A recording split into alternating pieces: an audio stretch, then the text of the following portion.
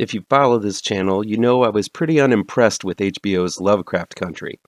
I'll get into specifics in a bit, but let's just say I felt the whole show never reached its full potential. A few days ago, I was talking with some friends, and when the topic of the new Amazon Prime series, Them, came up, I praised it. And they said they were surprised that I liked it because I disliked Lovecraft Country so much. As if because I disliked one black-themed horror series, I wouldn't like the other one.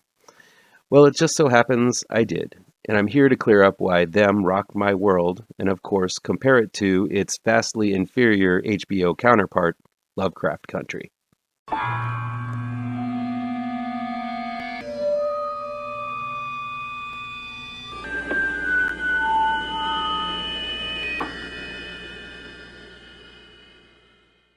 Welcome back to ML Miller Frights, a part of the Kings of Horror Network.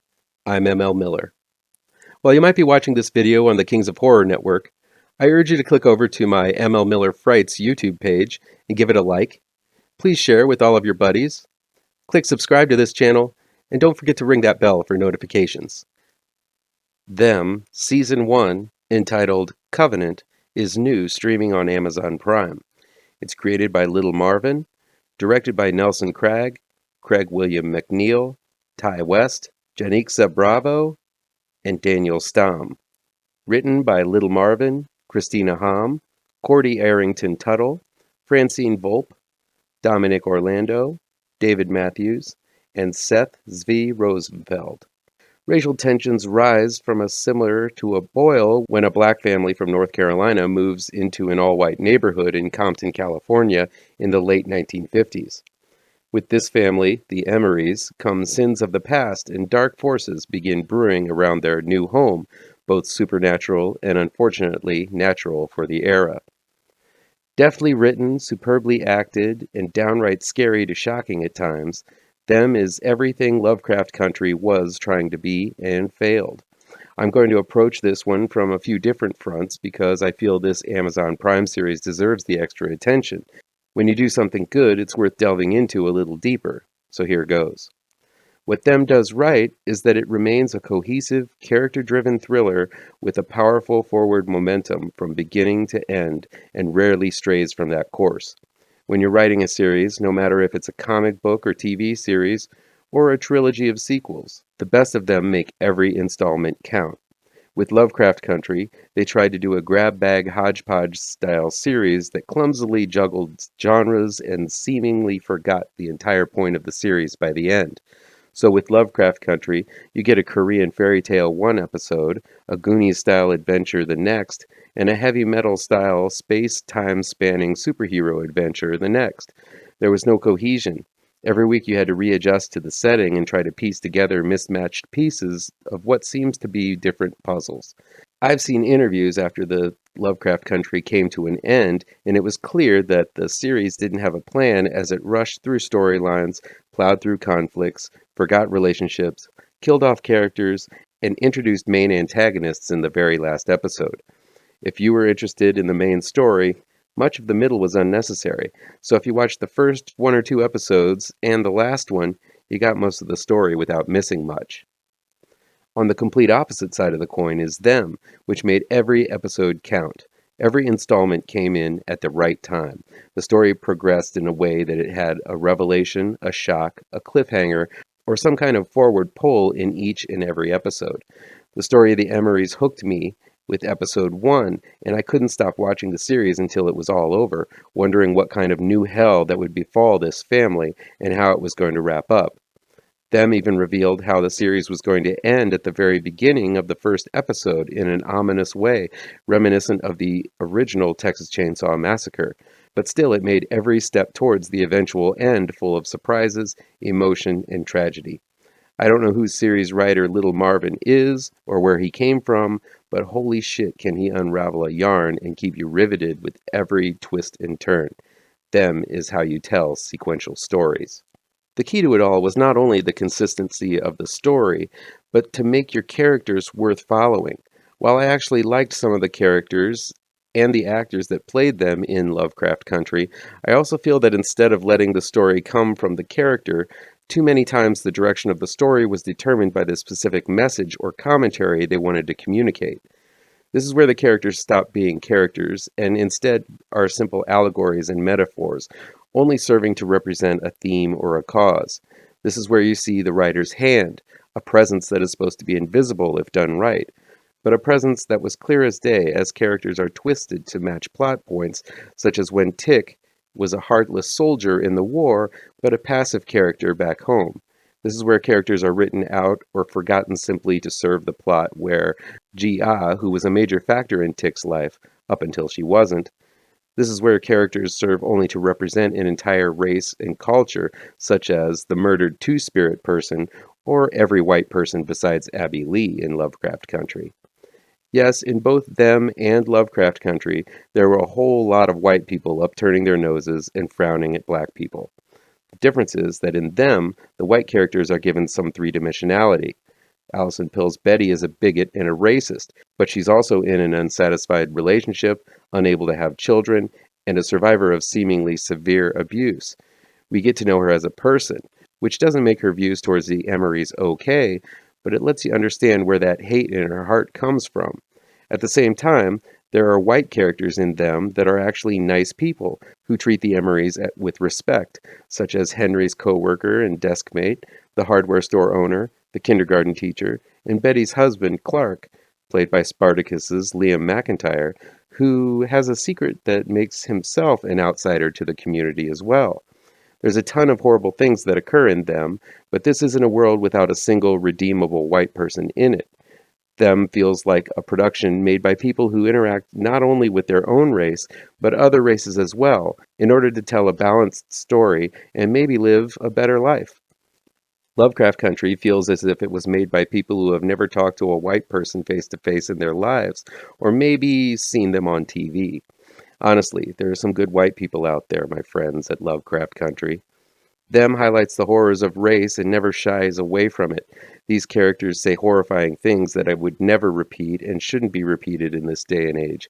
The Emerys face atrocious racism at the hands of their neighbors, who appear to be the perfect picture of modern society, until night falls, that is, and dark intentions come out. Part of the effectiveness of them is that it juxtaposes the polite demeanor of the residents of Compton against their atrocious actions. And yes, I didn't miss the irony that Compton, the idyllic setting where them takes place, becomes the dangerous gang and drug-addled streets that inspired NWA just 30-some years later. Never does them forget that it's a horror movie. The main reason may be to give light to racism that occurred and sadly still occurs in America, but it never fails to rivet its story into your head and thrill, horrify, and entertain. As the story builds to the world-shattering Episode 7, directed by House of the Devil's Ty West, I couldn't believe the sheer amount of terror and unbridled dread unleashed all at once in the last few minutes. This episode, like many other scenes before it and after it in this series, shocked me to the core. And while I'm at it, I might as well address the elephant in the room. Them caught flack because out of the 5 directors who helmed the series, only one of them was black. I understand that many believe that in order to tell a story about a specific race or culture, you have to be from that culture. It's an overly simplistic and really unrealistic way of looking at things, as if the color of one's skin has dibs on certain experiences, stories, feelings, emotions. Unfortunately, I've found myself facing this closed-minded notion all of my life as a therapist in Chicago who has served mainly Black and Latino communities. Every time someone says, "Well, you don't know about this because you're not black," my response is always the same. No, I'm not black. But I, like you, am a human being capable of all kinds of complex emotions, feelings, and sensations. That's our commonality. There's no way I can understand your specific experience, but I would like to get to know you better, so maybe we can come to some kind of understanding. Usually that satisfies the client, and it's the last you hear about it. Of course, in the Twitter sphere we all live in, most people will simply shout out accusations, point out physical differences, and then run away. But that's the shitty world we live in today. Honestly, I feel that any person should be able to tell a story, and it would be boring as hell if you only told a story about the specific race, culture, or gender you come from, when we all live on this planet together. Each director involved in them seemed to understand the horror, the anguish, the sadness, and the pain the Emerys are put through, no matter what color they were. The second issue I've heard is that people are upset because them depicts so much of the horror of racism and that they're looking for happier stories about the Black American experience. I get that. Some people just don't like horror, but I think sugarcoating this story and making racism safe and tame for mass consumption only serves to lessen the impact of how it really was and dullens the lesson that can be learned from it. Them appears to be made from a multiracial cast and crew, which makes the viewpoint feel richer, realistic, three-dimensional, and in the long run, hopefully more altruistic. The cast? Simply amazing. Deborah Ayarindi gives a superstar-making performance as Lucky, the matriarch of the Emery family. She exemplifies the strong black woman character, but as flawed as can be, making her an engrossing character to watch evolve. Cursed with a past filled with awfulness, she is leery of moving to California, despite her husband's hopes for a new life. Lucky is put through the emotional ringer and is left barely standing by the stunning conclusion of the series. As with every member of the Emery family, each has a demon to conquer. Lucky's demon is the worst of them all, and her standoff with him is a powerful one. Lucky has moments that'll make you stand up and cheer and break down in a puddle. She's so wonderful in this role. Henry Emery is played by Ashley Thomas and offers up a rock-solid performance as a war vet, scarred by conflict, coming back to a world in hopes to make life better for himself and his family. He's well-educated, but also very savvy of the world around him. Yes, he is a little starry-eyed, believing that all will be fine moving into this lily-white neighborhood, and seeing those hopes crumble is truly heartbreaking. Some of the best scenes involve Henry coping with being the sole black man in his office, being forced to be a representative of his entire race, and pressured to be perfect, lest he not only let down himself and his family, but his entire culture. Again, his demon is perfectly captured in The Dancing Man, played by Jeremiah Burkett, a demon in blackface that is scarier than any boogeyman I've seen, performing for white people as a cartoon version of a black man. The Dancing Man reflects Henry's feelings at work and in his new neighborhood. If you're looking for amazing acting, check out the dinner scene in episode 2, where Henry has to eat a slice of pie. I know it sounds weird out of context, but this is one of the most powerful and resonant scenes in the entire series. And it's all because of Ashley Thomas's acting. The aforementioned Allison Pill plays Betty, the outspoken leader of the ladies of the community, who is first to organize against the Emerys for simply moving into the neighborhood. She could have been a cardboard cutout bigot, but instead her story is one of the more interesting of side plots, and the way her story ends up is surreal and shocking. Pill has always been an acting powerhouse, all the way back to when I first saw her in the newsroom. Here she's confident in her hatred and horrifyingly ugly despite her pristine porcelain exterior. Even the kid actors are great here. Get Out's Shahadi Wright Joseph plays Ruby Emery, the only black teenager in an all-white school. Seeing the mental anguish she goes through, dealing with her mom's mental decline at home, and simply wanting to fit in, like any teenager at school, will break your heart. By the halfway point, the weight of the torment she carries inside of her forces her to an iconic and heart-wrenching breaking point. The cute little Melody Hurd is all attitude as Gracie. She's the smallest of the Emery family. While she is a very young actress, she delivers some powerful lines and given some scenes that will evoke some of your earliest childhood nightmares. She's also cute as a button. Rounding out the cast is the always fantastic Pat Healy as an Archie Bunker-style neighbor with a serious hate-on for the Emerys, but even he is given some substance as he has a baby on the way and is a loving father, despite being a horrible husband and an all-around shit. And True Blood's Ryan Kwanten has a small but crucial role in the grand scheme of things as the hunky milkman all the ladies drool over. The less said about his role, the better, but this performance will shock you. This is a near-perfect example of how a horror series should be. It's not gory, but shocking in the horrifying actions the characters do to one another.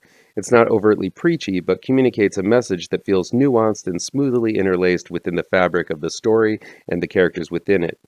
Them feels like progressive horror that takes a snapshot of an era that feels worn, tired, and authentic with its retro-style title cards and amazing soul music from that era. not some pandering modern crap laced in as with Lovecraft Country because they don't think that their audience is sophisticated enough to appreciate music of the past. Every shot, scene, sound, and character feels like it has been ripped from an era we hope never comes back, but should never forget about. Horror not only is supposed to shock and entertain, but it also reminds us of our limits. It pushes us to the brink of utter darkness and reminds us why life is worth living. The horror that occurs in them is going to shock the sensitive types. It surely will. The Cat in the Bag episode is something I can't unsee, and I've subjected myself to some of the most extreme horror out there. Because of the attention to story and character, them is special. Sure, I'm a white dude reviewing movies for YouTube, so there are those that will say that my opinion doesn't really matter, and that this is a story that isn't really made for me. But nevertheless, I found myself firmly connected with this tormented family. I laughed and cried with them. I winced at the terrors they endured and the racism they encountered. It was a series that touched me and made me root for this family to overcome this arduous ordeal. In the end, it was a human story, a relevant human horror story. It seems Them is going to be an anthology-style show that uses some of the same cast, but has them play different characters, crossing different eras and dealing with new themes, a la American Horror Story. I can't wait to see what kind of bold new horrors series creator Little Marvin has in store for us next. That'll be it for today. Please chime in down below in the comments and let me know how on the nose or mind-numbingly wrong I am, or you can counter with your own review. So guys, you know how YouTube works. I'd love to be able to dedicate more time to this channel. I'm not monetized yet, so if you want to help me out, remember to hit all the pertinent bells and whistles down below. Want some spooky comics to read? I have 2 new horror comic book trade paperbacks you should look out for. Both Grave Trancers and Pirouette, collecting never-before-published issues, can be found in only the finest of comic book shops. If you're looking for written reviews, you can find them on my website, mlmillerwrites.com. If you really want to show your support, I also have a Patreon page at mlmiller. Look for the link to my Patreon page down below. Thank you so much for your time, and take care.